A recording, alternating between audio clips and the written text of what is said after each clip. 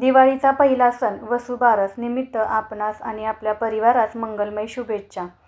गाय आणि वासरांच्या अंगी असणारी वात्सल्यता, उदारता, प्रसन्नता आणि समृद्धी हे सर्व आपणास लाभो. भगवान श्रीकृष्णाच्या आशीर्वादाने आज आणि नेहमीच तुमच्या आयुष्यात विपुलता, शांती आणि सौभाग्य येवो. दिवाळीतील पहिला दिवस म्हणजे वसुबारस. या सणाला खूप महत्त्व आहे, कारण वसू म्हणजे द्रव्य आणि त्यासाठी असलेली बारस म्हणजे द्वादशी. म्हणून या दिवसाला गोवत्स द्वादशी असेही म्हणतात. या दिवशी गायीची वासरासह संध्याकाळी पूजा करायची असते. घरात लक्ष्मीचे आगमन व्हावे या हेतूने या दिवशी गायी आणि वासराची पूजा केली जाते. हिंदू धर्मात गायीला माता म्हणजेच आईचा दर्जा दिला जातो. गाय ही सात्विक आहे, म्हणजेच आपल्या सहवासाने दुसऱ्याला सुद्धा पावन करते. घरी जर गाय आणि वासरू नसतील तर गाय वासरू यांची मूर्ती किंवा रांगोळी काढून किंवा त्यांची प्रतिमा असेल तर त्याची पूजा करायची आहे. तर घरी आपण कामधेनूची कशी पूजा करायची याची छोटीशी आणि सोपी पद्धत पाहूया. पहिल्यांदा दिवा लावायचा आहे, दीपपूजन करायचं आहे. त्यानंतर प्रथम पूज्य गणपतीची पूजा करायची आहे. वक्रतुंड महाकाय सूर्यकोटी समप्रभ निर्विघ्नं कुरु मे देव सर्व कार्येषु सर्वदा. गूळ खोबऱ्याचा नैवेद्य दाखवायचा आहे.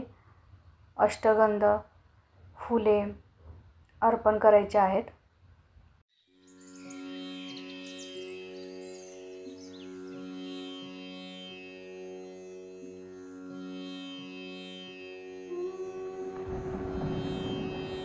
त्यानंतर अशीच बाळकृष्णाची देखील पूजा करायची आहे. श्रीकृष्णाने सुद्धा गायीचे पालन पोषण केले होते, म्हणून या दिवशी बाळकृष्णाची सुद्धा पूजा केली जाते. ओम नमो भगवते वासुदेवाय. ओम नमो भगवते वासुदेवाय. श्रीकृष्णाने तर स्वतःला गोपाल म्हणून घेतलेला आहे. एवढंच नाही तर दानात गोदान हे सर्वश्रेष्ठ दान मानलं गेलं आहे. कृष्णाला तुळशीचं पान आणि मंजिरी व्हायची आहे.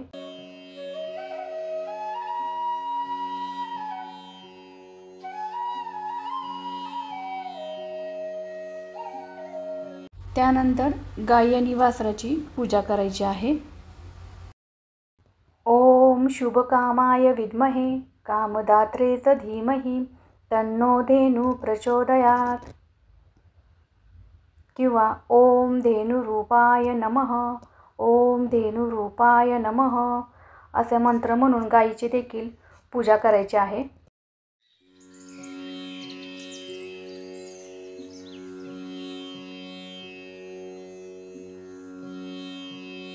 या दिवशी देवी लक्ष्मी, जी संपत्तीची देवी म्हणून ओळखली जाते, ती गायीचे रूप धारण करते असं मानलं जातं. म्हणून लोक देवी लक्ष्मीचे आशीर्वाद मिळवण्यासाठी गायीची पूजा करतात.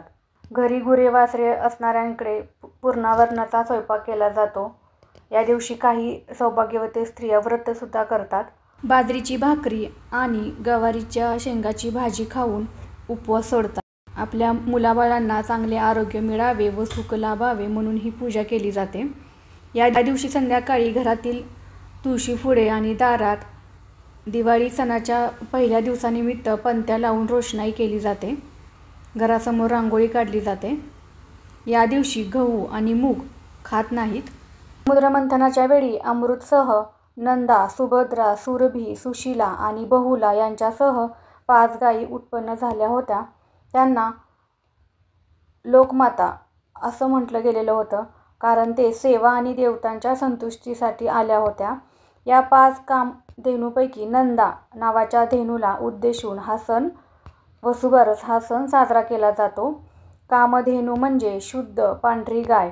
देव आणि दानवांमध्ये समुद्रमंथनातून अनेक रत्ने निर्माण झाली, त्यापैकी कामधेनू हे रत्न आहे. गायीची पूजा करून झाल्यानंतर गायीला प्रार्थना करायची आहे. हे सर्वात्मक व सर्व देवांनी अलंकृत अशा नंदिनी माते, तू माझे मनोरथ सफल कर. आता कामधेनूची आरती करायची आहे. आरती कामधेनू तुमचा महिमा किती वर्णू. आरती मोक्षधेनू गायीचे चरण तीर्थ ब्रह्मा विष्णू महेश्वर म्हणून वंदिले यथार्थ षोडोपचारी मंत्र नमियेला भगवंत।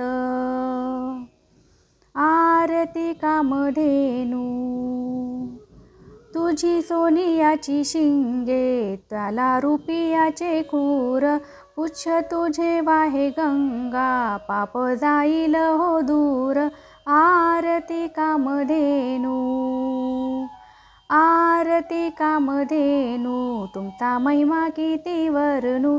आरती मोक्षधेनू विठोबा रखुमाई दोघे गाई आणि येला वळवून दूध जे काढियेल दिल रखमाई करी। आरती कामधेनू तुमचा महिमा किती वर्णू। आरती मोक्षधेनू